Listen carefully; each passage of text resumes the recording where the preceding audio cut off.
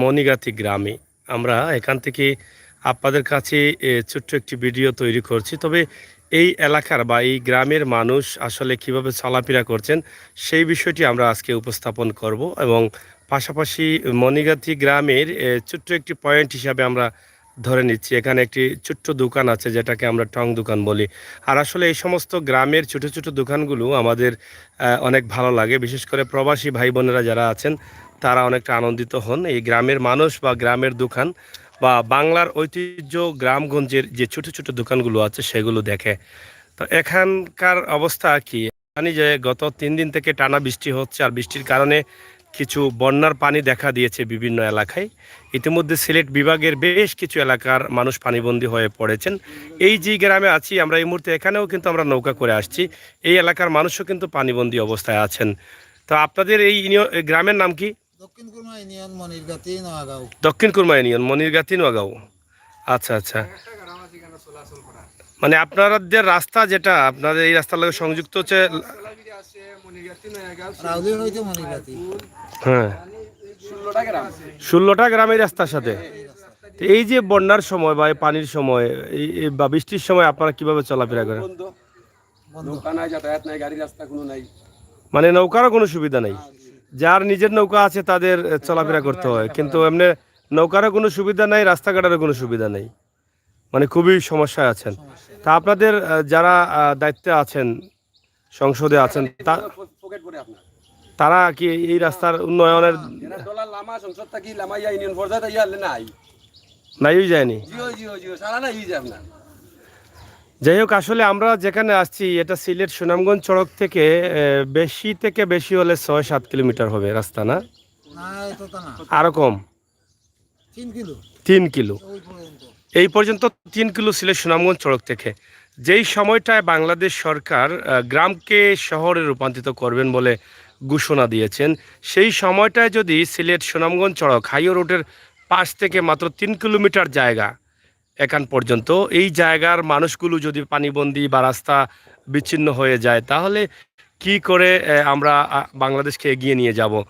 আমরা আশা করছি আমাদের যারা দায়িত্বশীল আছেন আপনারা একটু সুদৃষ্টি দিবেন। ঐতিহ্যবাহী এই যে গ্রামটি আছে, শুধু এই গ্রাম না, আমরা এই গ্রামের পয়েন্ট থেকে আপনাদের কাছে উপস্থাপন করছি। এখানে সিলেট সুনামগঞ্জ সড়কের সাথে যে সংযুক্ত রয়েছে রাস্তাটি রাউলি থেকে এই রাস্তাটি এদিকে এসে কোন জায়গা যাওয়া যায়? মানিকগঞ্জ বাজার গিয়ে শেষ নিয়ে আর যাওয়া যায় না কোনো ভাই?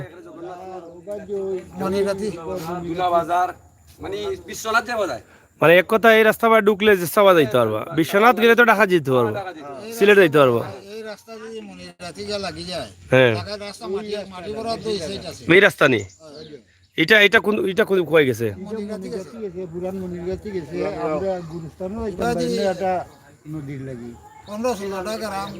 গুরুস্থান আছে আপনার ওদিকে? নদীর লাগি নদী মাঝখানো। এখন আপনার মানুষ যদি কেউ মারা যায় তাইলে এইখানে একটা ব্রিজের প্রয়োজন। এটা আপনার ইউনিয়ন পর্যায়ে যারা আছেন দায়িত্বশীল তারা দেখছেন না?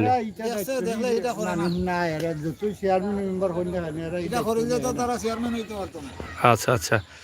তো যাই হোক, প্রিয় দর্শক, আসলে আমাদের গ্রামগঞ্জের যে বিষয়গুলো আছে সেই বিষয়গুলো নিয়ে আমরা কিন্তু কাজ করি, কারণ আমাদের দায়িত্বশীলদের সুদৃষ্টি দেওয়ার জন্য, আপনাদের কাছে পৌঁছে দেওয়ার জন্য। আপনারা দেখেন যে এখানে মানুষের শেষ ঠিকানা হচ্ছে কবরস্থান।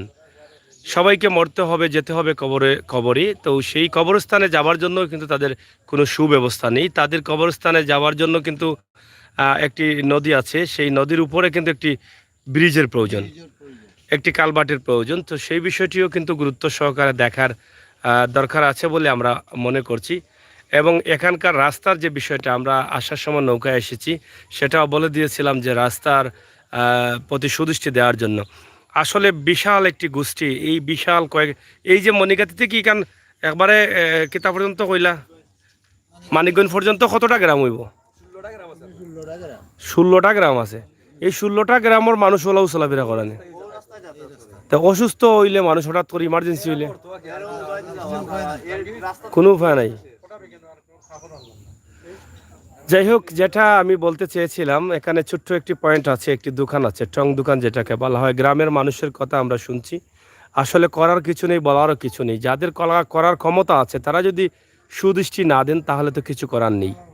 তো মানিক এখানে মণিগাতির যে মসজিদ আছে আপনারা দেখেন, এখানে একটি ফার্ম আছে, মসজিদের মাছের ফিশারি আছে, মাদ্রাসা আছে। আপনাদের এখানে মাদ্রাসা আছে, হাফিজি মাদ্রাসা, ওই যে পাশের মাদ্রাসাটা।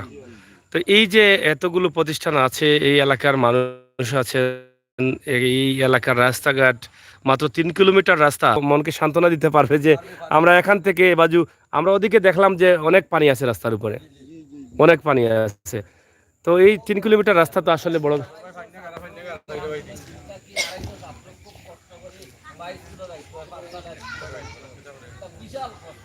মানে 2 থেকে 250 ছাত্র, 46 কিলো। মনিরাতিও যায়, মনিরাতিও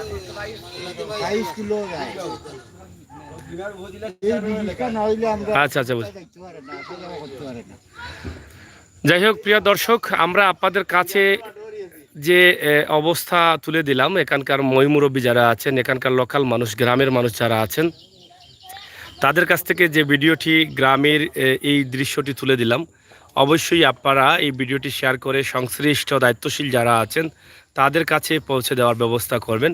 আর যারা দায়িত্বশীল আছেন, সুনামগঞ্জ জেলার দায়িত্বে আছেন, রাস্তাঘাট উন্নয়নের দায়িত্বে আছেন, আপনারা অবশ্যই একটু সুদৃষ্টি দিলে হয়তো এই রাস্তাঘাট হয়ে যাবে। কারণ সরকার বসে আছেন রাস্তাঘাটের বরাদ্দ দেওয়ার জন্য, গ্রামের উন্নয়ন করার জন্য, রাস্তা, মসজিদ, মাদ্রাসা উন্নয়ন করার জন্য, শিক্ষা প্রতিষ্ঠানগুলোর উন্নয়ন করার জন্য।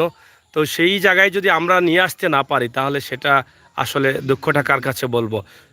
সরকার তো বলেন নাই যে আমি দিব না, উন্নয়ন করব না। সরকার বলছেন আমি উন্নয়ন করব, আপনারা আসেন নিয়ে যান। তো আমাদেরকে আনতে হবে। তো সেই দিক চিন্তা করেই কিন্তু আপনারা এই কাজটি করার ব্যবস্থা করবেন। আমরা আছি মণিগাতি গ্রাম, কুরমা ইউনিয়নে, দক্ষিণ কুরমা ইউনিয়নে আমরা আছি। তো সবাই ভালো থাকুন, সুস্থ থাকুন, নিরাপদ থাকুন আর নিরাপদ রাখুন। অন্যায়কারীকে ঘৃণা করুন, অন্যায়ের প্রতিবাদ করুন, জনকল্যাণে সবসময় নিজেকে অব্যাহত রাখুন। সেই প্রত্যাশা, সেই আশা আমরা আপনাদের কাছে রাখছি। ভিডিওটি শেয়ার করে সবার কাছে পৌঁছে দিন। সেই প্রত্যাশা, সেই আশা আমরা আপনাদের কাছে রাখছি।